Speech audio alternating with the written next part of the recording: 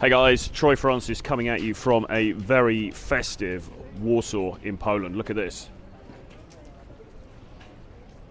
Look at that, look at that. I landed here yesterday in the afternoon. Little flight from London, 2 hours.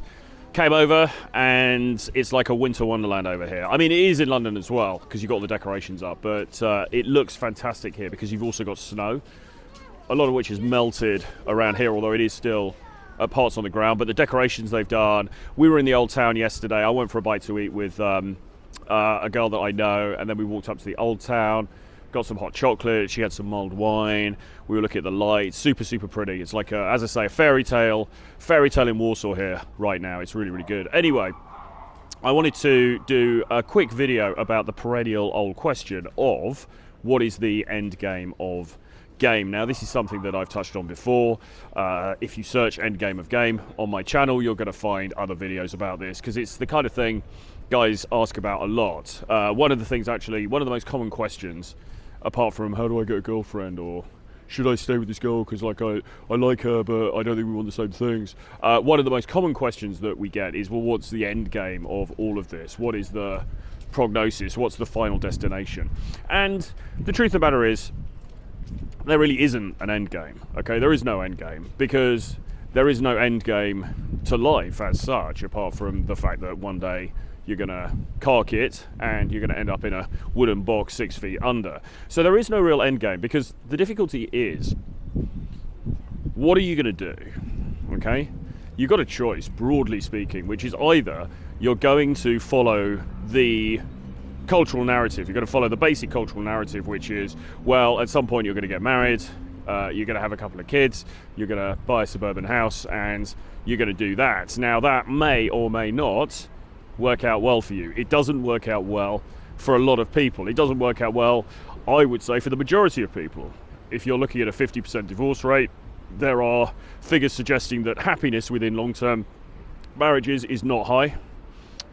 I think the figure comes to something like 75% of marriages either fail or are unhappy, right? So the chances of it working out for you are not great. That's not to say that it can't, of course. You know, there are outliers, there are exceptions to the rule, but, you know, the chances aren't looking very good. So you're either going to go down that route or you're not. And if you're not, and you're going to remain single and a bachelor and you're just going to kind of do your own thing, which is basically what I'm doing, you know, that's basically what I've decided, I suppose, and it is a decision, you know, as much as trads on X or Twitter would like to say that I'm coping and, you know, I just failed at the gold standard of being able to get married when I was 20 and all that kind of stuff.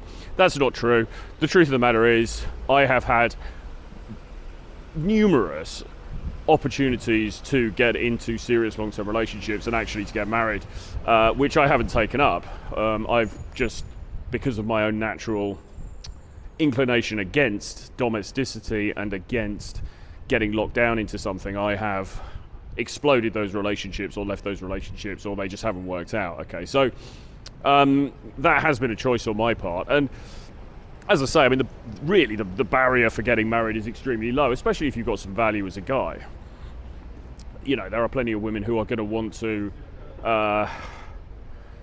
lock it down with you because, you know, they're looking for somebody who's going to be there, who's going to be stable and is going to provide that long-term provisioning. Unfortunately for them, I'm probably none of those things, neither stable nor really in the market to provide that long-term provisioning. So there you go.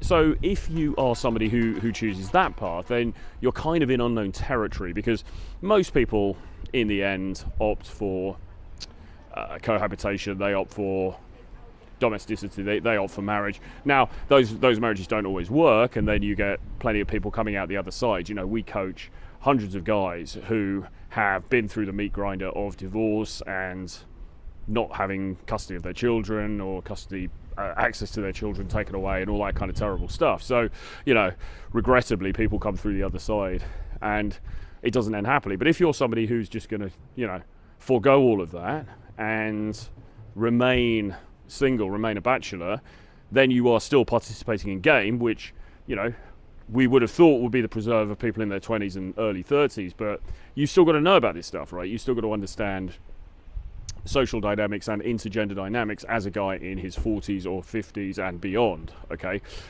So to then say, well, what's the end game of that is kind of a moot point, really. There isn't really an end game of it unless you either A, choose to exit the marketplace because you're going to get married to somebody or you're going to get into a long-term relationship, or you just think, do you know what, sod it, I've had my fun, that's it now, I'm going to write my books, I'm going to sit in my oak-panelled study surrounded by the works of Macaulay and Shakespeare and Thackeray, and I'm not going to engage in this nonsense anymore. And that may well be where I end up at some point, okay?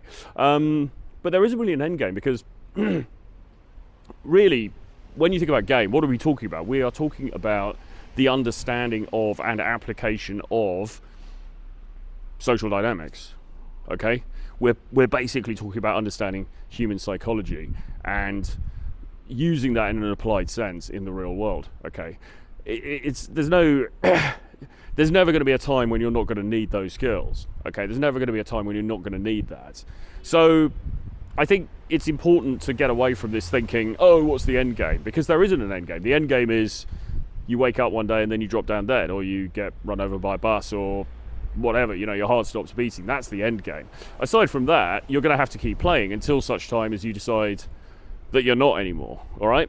And even then, you need to understand really what's going on around you, okay, just to deal with people on a friendship basis, or to deal with women in your life in other capacities. So I don't think there is an end game. I don't think there needs to be an end game. I think the question is somewhat moot. I think that you are better not asking sort of existential mind-wank questions like that, and you're better off actually just working on your value and working on the things that are going to keep you competitive within the dating marketplace for as long as you need to be within it, okay? So on that note, please do subscribe to this channel if you haven't already. If you want to get on my free email newsletter, you should do that. The link is below. You can also get my collection of 11 books called Renegade Dating Blueprint. The link is below. And if you want to do some coaching with me, you can have a free 15-minute discovery call where we can discuss that coaching. Again, the link for that is below. I'll see you again very soon. Bye-bye.